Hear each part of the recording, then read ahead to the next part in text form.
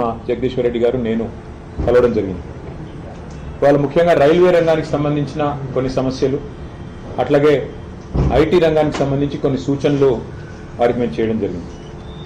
ప్రస్తుతం రాష్ట్రంలో ఈరోజు మరి ఈ సౌత్ సెంట్రల్ రైల్వే, దక్షిణ మధ్య రైల్వే ఏదైతే ఉందో దీన్ని పునర్విభజన చేసే కార్యక్రమం నడుస్తూ ఉంది. మేము గౌరవ మంత్రి గారికి చెప్పింది ఏమంటే, దయచేసి మీరు కాజీపేట ప్రజల కోరిక, వరంగల్ ప్రజల కోరిక, కాజీపేటలో రైల్వే డివిజన్ కావాలని, రావాలని, అందులో భాగంగా దయచేసి కాజీపేటలో ఒక రైల్వే డివిజన్ని ఏర్పాటు చేయాలని చెప్పి మేము వారిని కోరడం జరిగింది. ఇది మా ప్రతిపాదన కాదు, రైల్వే ఉద్యోగులు, రైల్వేకి సంబంధించిన నిపుణులు చెప్తున్న ప్రతిపాదన. మేము ప్రతిపాదించిన ఈ రైల్వే డివిజన్లో కాజీపేట, బల్లార్షా, పెద్దపల్లి, నిజామాబాద్, కాజీపేట, ఎర్రుపాలెం, డోర్నకల్, మనుగూరు, మోతమర్రి, విష్ణుపురం, కాజీపేట, వంగపల్లి సెక్షన్లు ఉండాలని సూచించాం. రైల్వే ఉద్యోగులు కూడా ఈ విషయంలో సంపూర్ణ మద్దతు తెలియజేస్తా ఉన్నారు. ఇక్కడ విషయం ఏమంటే, 900 కిలోమీటర్లు మాత్రమే ఉండే గుంటూరుని ఒక డివిజన్గా చేస్తా ఉన్నారు. మాకు ఆ విషయంలో అభ్యంతరం లేదు.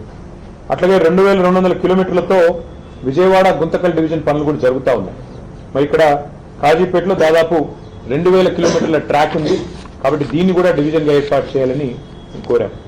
అట్లాగే మా రవిచంద్ర గారు కూడా కొత్తగూడెం డివిజన్ ఏర్పాటు చేసే సాధ్యాసాధ్యాలు పరిశీలించాలని చెప్పి వారు కూడా వివరంగా మరి మంత్రి గారికి రిప్రజెంటేషన్ కూడా ఇవ్వడం జరిగింది. సో కాజీపేట డివిజన్ అనేది ఒక డిమాండ్గా, అట్లాగే కొత్తగూడెం డివిజన్ అనేది మరొక డిమాండ్గా సాధ్యాసాధ్యాలు పరిశీలించి ఏ రకంగా చేస్తే బాగుంటుందో మరి న్యాయం చేయాలి అని చెప్పి వారికి కోరడం జరిగింది.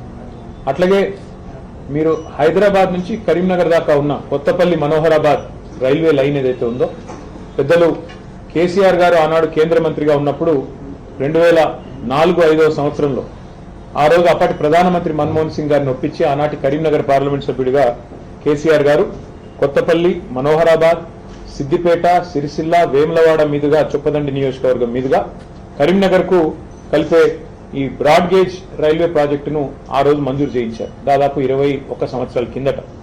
ఇది మొత్తం 151 కిలోమీటర్ల ప్రతిపాదన. కానీ ఎప్పుడైతే కేసీఆర్ గారు మరి తెలంగాణ ఇవ్వనందుకు నిరసనగా కేంద్ర మంత్రివర్గం నుంచి పక్కకు జరిగారు 2006లో, 2006 నుంచి 2014 వరకు 8 సంవత్సరాలు కాంగ్రెస్ ప్రభుత్వం ఆ ప్రతిపాదనను పూర్తిగా కోల్డ్ స్టోరేజ్లో పెట్టింది, పక్కన పెట్టింది. ఆ తర్వాత తిరిగి మళ్ళీ తెలంగాణ ఏర్పడ్డ తర్వాతనే మళ్ళీ ఇక్కడ కేంద్రంలో బీజేపీ ప్రభుత్వం వచ్చినాక మేము వారిని సంప్రదించి వారికి కొన్ని మరి కీలకమైన నిర్ణయాలు తీసుకోవడం వల్ల ముందుకు కదిలేదు. అందులో ఏం చెప్పాము, ఉచితంగా భూసేకరణ మేమే చేసిస్తామని చెప్పి ఆ రోజు రాష్ట్ర ప్రభుత్వ పరంగా మనం ప్రతిపాదించడం జరిగింది. అట్లాగే 3వ వంతు ప్రాజెక్టు నిర్మాణ ఖర్చులో కూడా 3వ వంతు మేము భరిస్తాం, 1/3 కాస్ట్ మేము భరిస్తామని చెప్పాం. ప్రత్యేక ఒప్పందం చేసుకున్నాం. అప్పుడు పనులు 2014 తర్వాత మొదలైనాయి. మరి మొదలైన పనులు మధ్యలో కోవిడ్ వచ్చినా, ఇంకా ఇతరత్ర సమస్యలు వచ్చినా, మోడీ గవర్నమెంట్ సహకరించకపోయినా మనోహరాబాద్ నుంచి సిద్దిపేట వరకు సుమారు 76 కిలోమీటర్ల వరకు రైల్వే లైన్ పూర్తయింది. పూర్తయి అక్టోబర్ 3, 2023 అంటే మేము దిగిపోకంటే 2 నెలల ముందే ఆ 76 కిలోమీటర్లు పూర్తి చేశాం. కానీ మిగతా 75 కిలోమీటర్లు ఏదైతే ఉందో సిద్దిపేట, సిరిసిల్ల, వేములవాడ, అక్కడి నుంచి మనకి చొప్పదండి మీదుగా కొత్తపల్లి పోయేది, ఇంతవరకు మళ్ళీ 2.5 సంవత్సరాల్లో కాంగ్రెస్ ప్రభుత్వం వచ్చింది, మళ్ళీ ఆ రైల్వే లైను మళ్ళీ ఆగమైపోయే పరిస్థితి ఉంది. అందుకే ఇవాళ కేంద్ర మంత్రి గారిని తెలంగాణ ప్రభుత్వం ఇంకా కొన్ని డబ్బులు ఇవ్వాలి. మనం గతంలో చేసుకున్న ఒప్పందం ప్రకారం 416 కోట్ల రూపాయలు మరి ఇవ్వాలి. అది ఇవ్వకపోవడం వల్లనే ఇవాళ కాంగ్రెస్ ప్రభుత్వ సహాయ నిరాకరణ వల్లనే ఆగింది అని చెప్పి మంత్రి గారు కూడా మాకు చెప్పడం జరిగింది. భూసేకరణ మరొక 96 హెక్టార్లు చేయాల్సి ఉంది అని చెప్పి మరి ఇక్కడ రాజ్యసభలో కేంద్ర ప్రభుత్వం మా సభ్యులు ప్రశ్న అడిగితే సమాధానం కూడా ఇచ్చారు. ఇక్కడ వాస్తవం ఏమంటే 20 ఏళ్ల కింద ప్రతిపాదించిన ప్రాజెక్ట్, ఇక సమయం గడిచిన కొద్దీ కాస్ట్ పెరుగుతా ఉంది. అందుకే మంత్రి గారికి గుర్తు చేశాం, మొదలు మంజూరైనప్పుడు 1160 కోట్లు ఈ రైల్వే లైన్ యొక్క అంచనా వ్యయం. ఈరోజు అది 2780 కోట్లకు పెరిగింది, అంటే డబల్ కంటే ఎక్కువైంది. ఈ ప్రాజెక్ట్ వల్ల లాభం ఏంటి ఈ రైల్వే లైన్ వల్ల అంటే, మధ్యలో టెక్స్టైల్ హబ్గా ఉన్న సిరిసిల్ల, మరి ఒక తిరుపూర్ స్థాయిలో తమిళనాడులో ఎదిగేదానికి ఆస్కారం ఉన్న ప్రాంతం సిరిసిల్ల. వాళ్ళ సిరిసిల్ల నుంచి వస్త్ర ఉత్పత్తులు, అపారెల్ పార్క్ కానీ, టెక్స్టైల్ పార్క్ కానీ అక్కడి నుంచి ప్రపంచ విపణిలోకి పోతా ఉన్నాయి, ప్రపంచ మార్కెట్లోకి పోతా ఉన్నాయి. ఇవాళ న్యూయార్క్ దాకా అమెరికా దాకా కూడా సిరిసిల్లలోని కొన్ని కంపెనీలు తమ తమ టెక్స్టైల్ ఉత్పత్తులను వారు ఎక్స్పోర్ట్ చేస్తూ ఉన్నారు. అట్లాగే పక్కన దక్షిణ కాశీగా పేరుపడ్డ వేములవాడ కూడా అదే సర్క్యూట్లో ఉంది. కాబట్టి రాజరాజేశ్వర స్వామి దేవాలయం అక్కడే ఉంది. లక్షలాది మంది మరి ఆ దేవాలయాన్ని కూడా సందర్శిస్తూ ఉంటారు. అందుకే ఇంతటి ప్రాధాన్యత కలిగిన ఈ లైన్ని మరి వెంటనే ప్రయారిటీ కింద టేకప్ చేయాలని చెప్పి అశ్విని వైష్ణవ్ గారిని కొంత రాష్ట్ర ప్రభుత్వాన్ని ఒక ముళ్ళుగర్రతో పెట్టి పొడిచినట్టయితే ఏమైనా కదులుతారేమో. నేను చెప్తే ఎట్లాగూ వారు వినరు, మీరన్నా గట్టిగా మీ డిపార్ట్మెంట్ కాబట్టి చెప్పండి అని చెప్పి వారిని కోరారు. దాంతోపాటు సిరిసిల్ల వేములవాడ రైల్వే స్టేషన్ కూడా అత్యాధునికమైన సౌకర్యాలతో అమృత్ భారత్ స్టేషన్ పథకంలో చేర్చాలని చెప్పి కూడా వారిని కోరారు. దాని తర్వాత ఆ స్టేషన్ నుంచి తంగళ్లపల్లి రైల్వే స్టేషన్ నుంచి నేరుగా మిడ్మానేర్ రిజర్వాయర్ మీదుగా ఎలాంటి ల్యాండ్ అక్విజిషన్ అవసరం లేకుండా ధవళేశ్వరం వద్ద ఎట్లా అయితే ఒక రైల్ కమ్ రోడ్ బ్రిడ్జ్ ఉందో అదే పద్ధతుల్లో ఒక రైల్ కమ్ రోడ్ బ్రిడ్జ్ ని కూడా మంజూరు చేయండి అని చెప్పి గౌరవ మంత్రి గారిని మరి కోరడం కూడా జరిగింది. అట్లాగే ఇవాళ మీరు గమనించినట్టయితే హైదరాబాద్ నుంచి వాళ్ళ వరంగల్ మీదుగా మన కాజీపేట జంక్షన్ మీదుగా మనకు ఢిల్లీ రైళ్లు అన్నీ వస్తూ ఉంటాయి. అట్లా కాకుండా అటు లోడ్ ఎక్కువ పెరిగింది కాబట్టి రేపు కరీంనగర్ నుంచి ఇటు మంచిర్యాల వైపు నుంచి తీసుకొని పోవాలి రైళ్లు అంటే ప్రత్యామ్నాయంగా ఎలక్ట్రిఫికేషన్ జరగాలి. లేన్ ఎలక్ట్రిఫికేషన్, రూట్ ఎలక్ట్రిఫికేషన్ జరగాలి. ఇవాళ ఈ రైల్వే లైన్ ఏదైతే ఉందో కొత్తపల్లి మనోహరాబాద్ దీన్ని సంపూర్ణంగా ఎలక్ట్రిఫికేషన్ కూడా టేకప్ చేయాలని చెప్పి మంత్రి గారిని విజ్ఞప్తి చేశాము. ప్రధానమంత్రి గారు ఏదైతే చెప్తున్నారో పిఎం గతి శక్తి అని ఆ లక్ష్యాలు అందుకోవాలంటే ఎలక్ట్రిఫికేషన్ కూడా చేయాలి, తద్వారా లోడ్ కూడా తగ్గాలి అని చెప్పి కూడా వారికి విజ్ఞప్తి చేయడం జరిగింది. అట్లాగే మంత్రి గారికి ప్రత్యేకంగా ఇంకో విషయం కూడా చెప్పాను. వారు ఐటీ మంత్రి కూడా, రైల్వే మంత్రి మాత్రమే కాదు ఐటీ శాఖ మంత్రిగా కూడా ఉన్నారు. కాబట్టి వారికి చేసిన విజ్ఞప్తి ఏమంటే గతంలో కేసీఆర్ గారి నాయకత్వంలో మేము అన్ని పాత జిల్లా కేంద్రాలలో ఆదిలాబాద్ కావచ్చు, కరీంనగర్ కావచ్చు, నల్లగొండ కావచ్చు, మహబూబ్ నగర్ కావచ్చు, ఖమ్మం, కరీంనగర్, నిజామాబాద్ అన్ని చోట్ల ఐటీ టవర్లు కట్టాం. మొత్తం ప్రతి చోట 50,000 స్క్వేర్ ఫీట్ల పైన ఐటీ టవర్లు కట్టాం. అట్లాగే వరంగల్లో అయితే జెన్పాక్, ఎల్ఎన్టీ, మైంట్రీ, టెక్ మహీంద్రా, అట్లాగే సైంట్ లాంటి కంపెనీస్ ని కూడా తీసుకొచ్చి వాటితోన అక్కడ కార్యకలాపాలు ప్రారంభించాం. ఎక్కడి పిల్లలకు అక్కడే ఉద్యోగ అవకాశాలు రావాలి, ఎక్కడి పిల్లలు అక్కడే మరి వారు తమ తమ జిల్లాల్లోనే తమ తమ ప్రాంతాల్లోనే హైదరాబాద్ వలస వచ్చే అవసరం లేకుండా మరి బ్రహ్మాండంగా అక్కడే స్థిరపడాలన్న కోరికతో ఈ ఐటీ హబ్లు అత్యాధునికంగా 10 కేంద్రాల్లో మేము కట్టాం. ఇవాళ అవన్నీ కూడా కాంగ్రెస్ ప్రభుత్వం వచ్చిన తర్వాత దివాలా తీసి బూత్ బంగ్లాలుగా మారిపోయే పరిస్థితి వచ్చింది. అందుకే ఇవాళ కేంద్ర మంత్రి గారిని ఏం కోరామంటే ముఖ్యంగా వరంగల్ అనేది హైదరాబాద్ తర్వాత 2వ అతిపెద్ద పట్టణం తెలంగాణలో. 10 లక్షల జనాభా ఉన్న పట్టణం, బ్రహ్మాండంగా పెద్ద ఎత్తున కాలేజీలు, పెద్ద ఎత్తున విద్యార్థులు ఉన్న ప్రాంతం వరంగల్. అక్కడ మంత్రి గారిని మేము కోరింది, మీరు మా గతంలో చేసిన పనులన్నీ వారికి వివరించి చెప్పాం, కానీ ఈ 2 ఏళ్లలో ఐటీ గ్రోత్ మందగించింది. ఇది మేము చెప్తున్న మాట కాదు, మేము చేస్తున్న ఆరోపణ కాదు. 9,46,000 ఉద్యోగాలు మేము మా ప్రభుత్వం వైదొలిగినాడు. హైదరాబాద్, తెలంగాణలో 9,46,000 ఐటీ ఉద్యోగాలు ఉన్నాయి. మరి ఈరోజు మన రాష్ట్ర ప్రభుత్వం వాళ్ళు చెప్తున్న మాటలే గవర్నర్ గారి ప్రసంగంలో చెప్పారు, 7,000 ఉద్యోగాలు తగ్గాయి, ఇప్పుడు కేవలం 9,39,000 ఉద్యోగాలు ఉన్నాయని. మొన్న బడ్జెట్ ప్రసంగంలో బట్టి విక్రమార్క చెప్పారు, ఆర్థిక మంత్రి గారు, డిప్యూటీ సీఎం గారు, కేవలం 9,39,000 అంటే మేము దిగిపోయిన నాడున్న ఉద్యోగాల కంటే 7,000 ఉద్యోగాలు ఇవాళ రాష్ట్రంలో ఐటీ రంగంలో తగ్గినాయని చెప్పి రాష్ట్ర ప్రభుత్వమే స్వయంగా ఒప్పుకుంటా ఉంది. దీనికి కారణాలు ఏమైనప్పటికీ ఇవాళ మంత్రి గారిని మేము అడిగింది ఏమంటే ఇన్ఫ్రాస్ట్రక్చర్ ఉంది. వరంగల్లో బ్రహ్మాండమైన ఐటీ హబ్ కట్టినాం, అక్కడ ఒక India AI center, India artificial intelligence centre, India data lab వరంగల్లో కేంద్ర ప్రభుత్వం అక్కడ ఉన్న ఇన్ఫ్రాస్ట్రక్చర్ ను వినియోగించుకుని ఏర్పాటు చేయండి. హైదరాబాద్ తర్వాత అంత ప్రాముఖ్యత ఉన్న నగరం వరంగల్, కాబట్టి తెలంగాణలోనే మరి 2వ అతిపెద్ద నగరం వరంగల్, అక్కడ ఏర్పాటు చేయండి ఇండియా ఏఐ ల్యాబ్, ఒక ఇండియా ఏఐ సెంటర్ లేదా ఇండియా ఏఐ డేటా ల్యాబ్ ఏర్పాటు చేయండి అని చెప్పి కొత్త పాలసీలో భాగంగా వారిని కోరడం జరిగింది. అట్లాగే కరీంనగర్, ఖమ్మం అక్కడ సైబర్ సెక్యూరిటీకి సంబంధించిన ఒక ఆర్టిఫిషియల్ ఇంటెలిజెన్స్ కేంద్రాన్ని ఏర్పాటు చేయండి, సెంటర్ ఆఫ్ ఎక్సలెన్స్ ఏర్పాటు చేయండి అని వారిని కోరారు. అట్లాగే సెమీ కండక్టర్ డిజైన్ మరియు డీప్ టెక్ రంగాల మీద మరి దృష్టి సారించే విధంగా STPI centre, software technology parks of India సెంటర్లను, centre of excellence, centre for entrepreneurship కూడా ఏర్పాటు చేయండి. మీకు ఇష్టమైన చోట, అది మహబూబ్నగర్ కావచ్చు, నల్లగొండ కావచ్చు, మీకు ఇష్టమైన చోట ఈ 10 ప్రాంతాలు ఉన్నాయి. ఎక్కడ మీకు అనుకూలంగా ఉంటే అక్కడ మీరు దయచేసి ఇది కూడా ఏర్పాటు చేయండి. So centre of excellence of STPI on entrepreneurship ఏర్పాటు చేయమని కోరాం. దాంతోపాటు మరి అందుబాటులో ఉన్న ఈ ఐటీ టవర్లలో అన్ని మౌలిక సదుపాయాలు ఉన్నాయి. రాష్ట్రమంతా T5 కార్యక్రమాన్ని కూడా మా ప్రభుత్వమే చేసింది. కనెక్టివిటీ రాష్ట్రం అంతటా కూడా ఉంది. కాబట్టి పాలసీ ఫ్రేమ్వర్క్ కూడా సిద్ధంగా ఉంది, ఇన్ఫ్రాస్ట్రక్చర్ సిద్ధంగా ఉంది. ఈ అన్ని నగరాలు అన్ని పట్టణాలు ఇప్పటికి మా ప్రభుత్వం వచ్చింటే ఉపాధి కేంద్రాలుగా మారే అవకాశం ఉంది. యంగ్స్టర్స్ కి హైదరాబాద్ కి బెంగళూరుకి పోయే అవసరం లేకుండా ఇంకా ఎక్కువ ఐటీ విస్తరణ జరిగేదానికి మా ప్రణాళికలు ఉండినాయి. కానీ ఈ ప్రభుత్వం కాంగ్రెస్ ప్రభుత్వం పట్టించుకోవట్లేదు.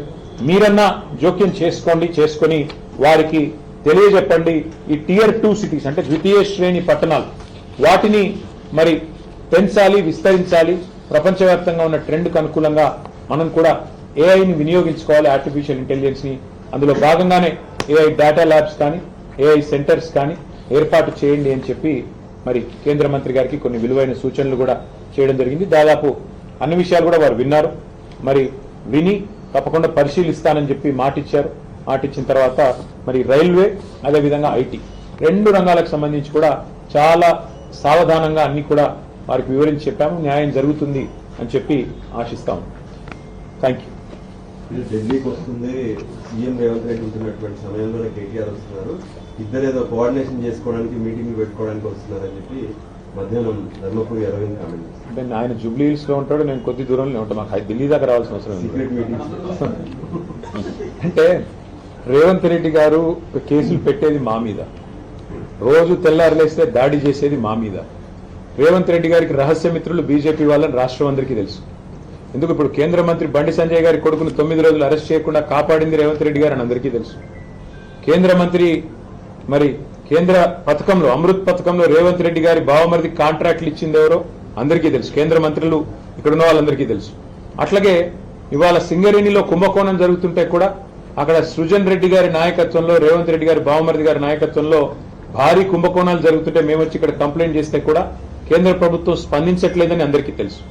హైదరాబాద్ సెంట్రల్ యూనివర్సిటీ భూముల మీద మేము ఉద్యమం చేస్తే, పిల్లలు ఉద్యమం చేస్తే అల్టిమేట్ గా సెంట్రల్ ఎంపవర్డ్ కమిటీ మరి సుప్రీంకోర్టు అపాయింట్ చేసిన కమిటీ వచ్చి దీన్ని వెంటనే విచారించండి ఈడీ అని చెప్పారు. ఇంతవరకు మరి అతి లేదు గతి లేదు. ఈడీ దాడులు జరిగితే రాష్ట్రంలో మంత్రుల మీద, పొంగులేటి శ్రీనివాసరెడ్డి మీద 2 ఏళ్ల తర్వాత కూడా ఇంతవరకు కేసు లేదు. కాబట్టి ఎవరికి రహస్య మిత్రులు, ఎవరితో కలిసి ఉన్నారు రాష్ట్ర ప్రజలకి తెలుసు, మీకు తెలుసు. మరి మాకు రేవంత్ రెడ్డి గారిని కలవాల్సిన అవసరం కానీ రేవంత్ రెడ్డి గారితో సంభాషించాల్సిన అవసరం కానీ మాకు లేదు. రేవంత్ రెడ్డితో తలపడుతున్నాం.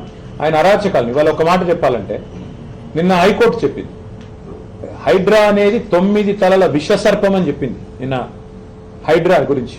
ఏది రాష్ట్ర హైకోర్టు. ఇంతకంటే చెంపపెట్టి ముఖ్యమంత్రికి ఏముంటుందండి నాకు అర్థం కాదు, సిగ్గుండాలి.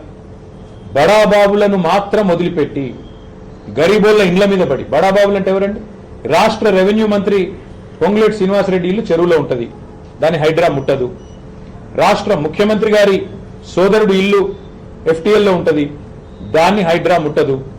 రాష్ట్ర మంత్రులు వివేక్ గారు, శాసన మండలి చైర్మన్ సుఖేందర్ రెడ్డి గారు, రాష్ట్రంలో ఇంకా కీలక నేతలు చాలా మంది బిల్డింగ్లన్నీ చెరువుల్లో ఉన్న షికాల్లో ఉన్న వాటిని మాత్రం హైడ్రా ముట్టదు. ఎవరిని ముడుతుంది హైడ్రా? బీద బిక్కి మధ్యతరగతి ప్రజలు. నేను అడుగుతా ఉన్న ముఖ్యమంత్రిని, కబ్జా కోరులు అంటున్నావు, అందరికంటే పెద్ద కబ్జా కోరులే నీ అన్నదమ్ములు కదా. అందరికంటే ఎక్కువ ఆస్తి దోస్తున్నది, అందరికంటే ఎక్కువగా ఇవాళ విధ్వంసం చేస్తున్నది నీ మంత్రులు కదా. 1 కోటి ఎకరాలు నిషేధిత జాబితాలో పెట్టింది నీ మంత్రి కాదా? కేసీఆర్ గారు దిగిపోయినాడు, కేసీఆర్ ప్రభుత్వం దిగిపోయినాడు. రాష్ట్రంలో నిషేధిత భూముల సంఖ్య ఎంత అంటే, మొత్తం సైజ్ ఎంత అంటే 16 లక్షల ఎకరాలు. ఇవాళ 1 కోటి ఎకరాలకు చేరుకుంది. ఏ కారణం చేత పెడుతున్నారు 1 కోటి ఎకరాలు? 30% కమిషన్లు తీసుకోవట్లేదా నీ మంత్రులు? కబ్జా కోరులు, భూదందాలు చేసేది, భూమిని ఇలా భూహారతిలాగా మింగుతున్నది నీ ప్రభుత్వం కాదా? నీ మంత్రులు కాదా? ప్రజలకు తెలియదా? కాబట్టి హైడ్రా పేరిట నువ్వు సృష్టిస్తున్న అరాచకం, పేదవాళ్ళ ఇల్లు కూలగొడుతూ, హైదరాబాద్లో ఒక ఇల్లు కట్టాడా 2 ఏళ్లలో, 2.5 ఏళ్లలో? ఎన్ని ఇల్లు కూలగొట్టావు నువ్వు? కొన్ని వేల ఇల్లు హైదరాబాద్లో కూలగొట్టి, ఒక్క ఇల్లు కట్టకుండా, ఒక్క ఇటుక పెట్టకుండా విధ్వంసం సృష్టించి, రియల్ ఎస్టేట్ ను కుప్పగూల్చి నువ్వు డబ్బులు చేసుకుంటున్నావు. పెద్ద పెద్ద బిల్డర్లు ఇవాళ చెరువుల్లో ఇల్లు కడుతుంటే, పెద్ద పెద్ద బిల్డింగ్లు కడుతుంటే నీకు కనబడదు, కానీ ఇవాళ పెద్ద పెద్ద మాటలు. అందుకే మేము అనేది హైడ్రా అనేది it has become a blackmailing extortion tool of Revanth Reddy.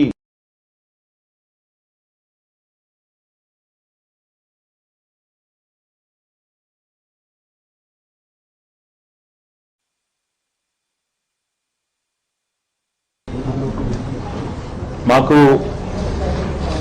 రాజకీయ ప్రయోజనాల కంటే కూడా రాష్ట్ర ప్రజల ప్రయోజనాలు, రాష్ట్రం బాగోగులు ముఖ్యం కాబట్టే మేము ఈరోజు ప్రధాన ప్రతిపక్షంగా రాష్ట్ర ప్రజల పక్షాన కేంద్ర మంత్రివర్యులు, కేంద్ర రైల్వే మరియు ఐటీ మంత్రివర్యులు అశ్విని వైష్ణవ్ గారిని గౌరవ పార్లమెంట్ సభ్యులతో సహా కలిసి మా జగదీశ్వర్ రెడ్డి గారు నేను కలవడం జరిగింది. వాళ్ళు ముఖ్యంగా రైల్వే రంగానికి సంబంధించిన కొన్ని సమస్యలు, అట్లాగే ఐటీ రంగానికి సంబంధించి కొన్ని సూచనలు వారికి మేము చేయడం జరిగింది. ప్రస్తుతం రాష్ట్రంలో ఈరోజు మరి ఈ సౌత్ సెంట్రల్ రైల్వే, దక్షిణ మధ్య రైల్వే ఏదైతే ఉందో దీన్ని పునర్విభజన చేసే కార్యక్రమం నడుస్తా ఉంది. మేము గౌరవ మంత్రి గారికి చెప్పింది ఏమంటే, దయచేసి మీరు కాజీపేట ప్రజల కోరిక, వరంగల్ ప్రజల కోరిక, కాజీపేటలో రైల్వే డివిజన్ కావాలని, రావాలని, అందులో భాగంగా దయచేసి కాజీపేటలో ఒక రైల్వే డివిజన్ ని ఏర్పాటు చేయాలని చెప్పి మేము వారిని కోరడం జరిగింది. ఇది మా ప్రతిపాదన కాదు, రైల్వే ఉద్యోగులు, రైల్వేకి సంబంధించిన నిపుణులు చెప్తున్న ప్రతిపాదన. మేము ప్రతిపాదించిన ఈ రైల్వే డివిజన్ లో కాజీపేట, బెల్లార్షా, పెద్దపల్లి, నిజామాబాద్, కాజీపేట, ఎర్రుపాలెం, డోర్నకల్, మనుగూరు, మోతమర్రి, విష్ణుపురం, కాజీపేట, వంగపల్లి సెక్షన్లు ఉండాలని సూచించారు. రైల్వే ఉద్యోగులు కూడా ఈ విషయంలో సంపూర్ణ మద్దతు తెలియజేస్తా ఉన్నారు. ఇక్కడ విషయం ఏమంటే 900 కిలోమీటర్లు మాత్రమే ఉండే గుంటూరును ఒక డివిజన్ గా చేస్తా ఉన్నారు.